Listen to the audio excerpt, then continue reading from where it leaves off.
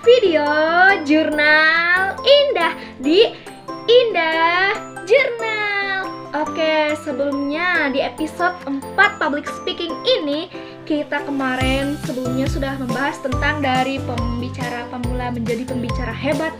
Kali ini kita akan membahas tentang seni bicaranya, teman-teman. Entah itu seni bicara, gestur, bahasa tubuh, dan segala macam. Kita akan ulas tuntas atau ulas sedikit saja. Oke, check it out. Seni mengolah suara, gestur, atau eye contact gitu kan, bahasa tubuh juga itu akan diulik pada episode kali ini, teman-teman. Penasaran? Oke, tungguin. Jangan skip, jangan boring, jangan bosan. Siapkan cemilan kalian jika kalian menonton ini malam hari. Dan yang pertama ada intonasi tentunya, yaitu penjedaan atau bahkan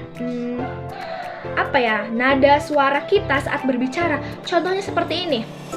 Seperti yang Indah bicarakan ini.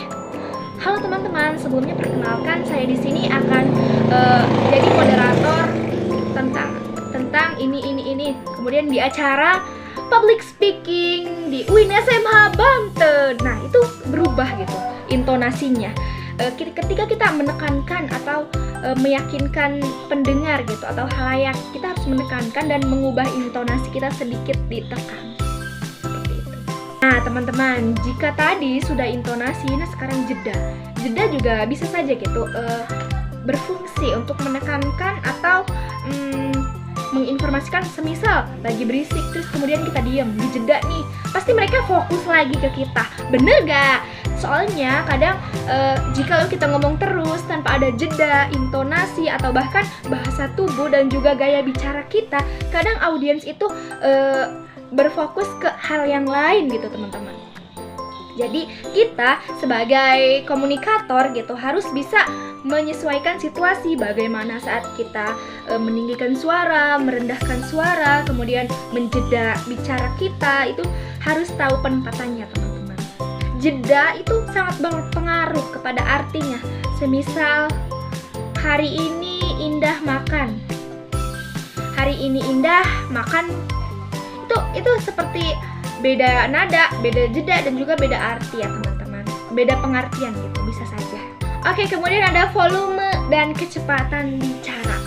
Ya, termasuk tadi yang sudah Indah jelaskan, volume dan juga kecepatan bicara itu untuk berfungsinya mempengaruhi halayak, seperti kita kapan gitu meninggikan suara agar halayak itu yang barisan belakang misalnya tidak terdengar atau kurang terdengar, kan itu sangat mempengaruhi gitu.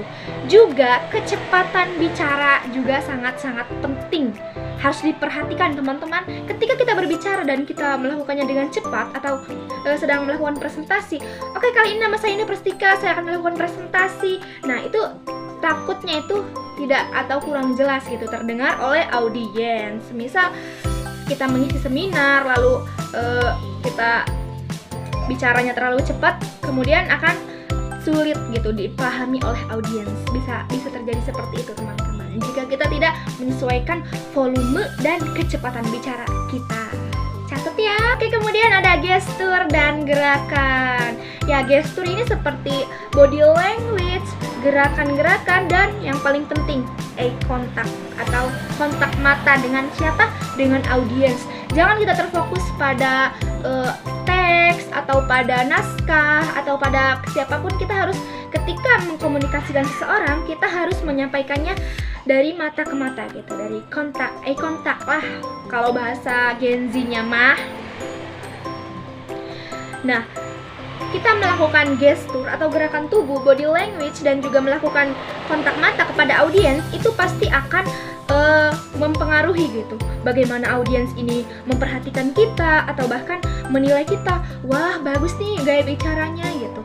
Kita bisa mengkontrol atau bahkan bisa menempatkan gestur tubuh kita atau bahkan eye contact kita. Jadi seperti itu, teman-teman. Kemudian selain gestur dan kontak mata, ekspresi wajah juga sangat-sangat penting. Karena apa? Jikalau sedang kita membicarakan tentang kebahagiaan atau bahkan motivasi kebahagiaan, tidak mungkin dong kita sedang membicarakan tentang kebahagiaan muka kita cemberut aja. Gak mungkin kita lagi membicarakan hal sedih, kita malah cengangas, cengenges, nyengir-nyengir gitu. Gak mungkin kan teman-teman, gak nyambung sama konteks pembahasan kita atau yang sedang dikomunikasikan kita. Nah, kemudian metode public speaking juga ada yang spontan, ada yang menghafal naskah, yang seperti tadi Indah bilang ya teman-teman.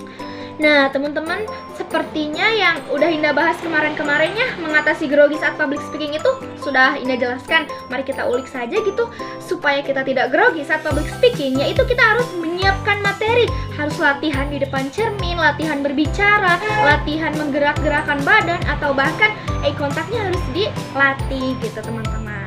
Intinya kita harus jangan gugupnya itu harus menguasai materi. Oke teman-teman, sampai sini saja video episode 4 public speaking kita. Sampai jumpa lagi. Bye-bye.